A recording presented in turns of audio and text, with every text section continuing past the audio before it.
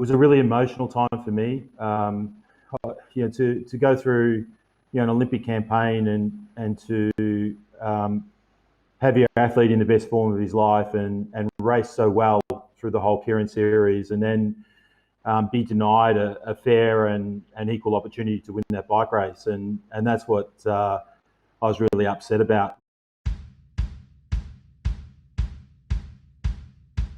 I think for me, I could have coped really easy if we had been beaten on our merits, but it just didn't unfold that way, and I was just filthy on the sport adjudicators that they didn't make the right decision and call. I feel, and we discussed it in the managers' meeting prior, what would happen if somebody left a big gap, and they clearly stated that no one would be leaving a big gap. If that was the case, they would stop the race. They would give that rider a warning, restart it, and if it happened again, stop the race and disqualify that athlete. So for me, we drew a back position, which is always tough, but we prepared well in case we did draw position 5 or 6, and we clearly had the best bike rider on the day in that field, and unfortunately, the second rider let the first rider go before the race had even started,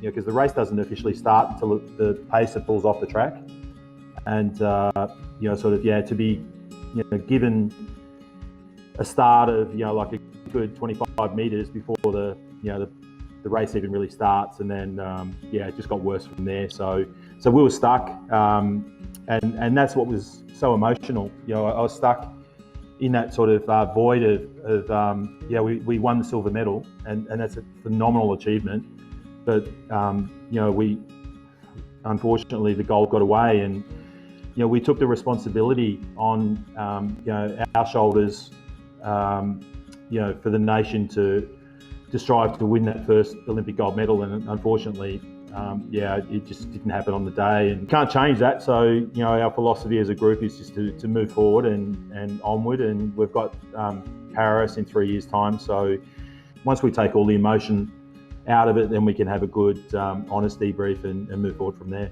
What the public sees is a great athlete, considering how short he is, a really big heart, a very good PR, very polite with the fans, very respectful, very responsive. But tell us about the things that we don't know and we don't see about Azizul Hasni Awang.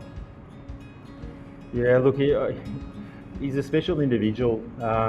He's all of the things you said, but he's got a fierce, burning desire to want to achieve, and he sort of gets to the start line, and he believes that in his own ability that he can win the race, no matter who he comes up against. And he's just got a mentality that is second to none. He's so professional with everything that he does. He tends to overdo things sometimes. I've always got to hold him back. He's one of those athletes that loves what he does, just loves riding the bike. And that's when he's at his most happiest is when he's out on his bike, and he's so special because he's been born with that special trait where he actions those. He dreamt really big as a young guy. He wanted to go to Olympic Games, and he hasn't let anything stand in his way. He's colourblind, he's flat-footed, he's short. When I first coached him, he was 61 kilograms. There's more Azizuls walking around the street. We just have to identify them. But he is one special individual. And if we went through a talent identification scheme, he would be an athlete that would fall through the cracks. So he never would have made it into the elite program. So he made it in through winning bike races, and then we just gave him opportunities, and he just kicked the door right in with the opportunities we gave him. Yeah, I guess for me, I'd sort of like to make it more general than just sport, because I believe Malaysians have got special talents, and they lack confidence in themselves. And I see there's beautiful people that they're as smart as anyone that any race in the world.